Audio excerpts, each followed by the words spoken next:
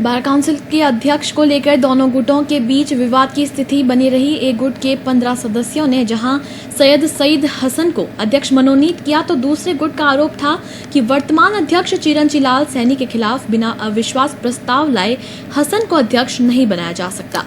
चिरंजीलाल सैनी ने प्रेस वार्ता करके अपने विपक्षी गुट पर मनमानी का आरोप लगाया। साथ ही कहा कि उन्हें अध्यक्ष पद से हटाने के लिए बकायदा लोकतांत्रिक तरीके से चुनाव करवाकर या उनके खिलाफ अविश्वास प्रस्ताव लाया गया होता और प्रस्ताव पारित हो गया होता तो वे स्वतः इस पद को छोड़ देते, लेकिन ऐसा कुछ नहीं हुआ, बल्कि विपक्षी गुट अपनी साख को बचाने और अध्यक्ष के होते हुए भी अन्य अधिवक्ता को मनमाने तरीके से अध्यक्ष बना रहा है, जो पूर्ण रूप से गलत है। इन्होंने कहा कि इसी के चलते बार काउंसिल की बैठक को अनिश्चितकाल के लिए स्थगित कर दिया गया है।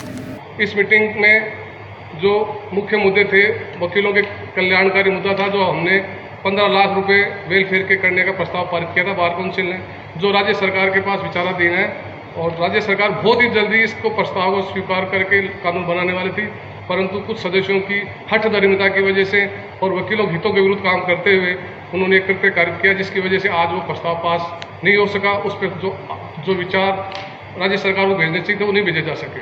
कोई चुनाव का कोई ऐसा मुद्दा नहीं था, नहीं कोई एजेंडा था, नहीं मेरा कोई कार्यकाल पूरा हुआ, नहीं मैंने कोई रिजाइन दिया, नहीं मैंने कोई नो कॉन्फिडेंस मोशन था।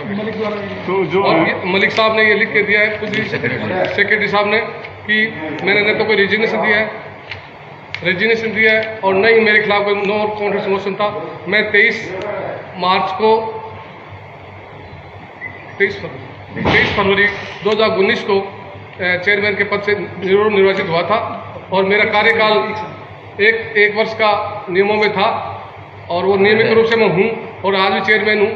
जबकि इस सदन में ही चेयरमैन द्वारा विभिन्न भ्रष्टाचार के मुद्दे उनके खिलाफ उठाए गए हैं, जिसमें कि कुछ बार काउंसिल के मेंबर हैं जिन्होंने जो कि नियमों के अनुसार 1 साल तक डिसिप्लिनरी कमेटी की सुनवाई अगर पूर्ण नहीं होती है तो उसको स्वतः ही बार काउंसिल ऑफ इंडिया को भेज दी जाती है।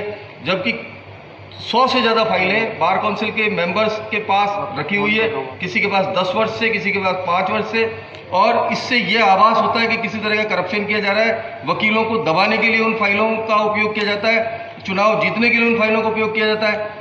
बार काउंसिल अखंड भ्रष्टाचार में डूबी हुई है। इस बात पर भी चिरंजीलाल सैनी चेयरमैन ने इंगित किया और उन्होंने कहा कि खरीद जो है राजस्थान प्रोक्योरमेंट ट्रांसपेरेंसी एक्ट के तहत 1 लाख रुपए से अधिक की खरीद टेंडर्स के जरिए होनी चाहिए। 20 वर्ष से किताबों का टेंडर एक ही व्यक्ति को दिया जा रहा है जो लाख रुपए से अधिक का दिया जाता है। हम ये कहना चाहते हैं कि राजस्थान हाईकोर्ट में बार काउंसिल में एक ऐसा गुट प्रभावी है जो फाइनेंशियल बंगलिंग और इसको जेबी संस्था बनाने की कोशिश करता है। हम कोई टीए डीए संस्था से चार्ज नहीं करते हैं और हम चाहते हैं कि संस्था केवल वकीलों के पक्ष में काम करे, लेकिन वो चाहते हैं कि वो केवल 2-4 सदस्यों के हित संवारण के लिए और फाइनेंशियल बंगलिंग करने के लिए काम करे। उसका आज पुरजोर विरोध हुआ और मीटिंग अनिश्चितकाल के लिए सस्पेंड की गई।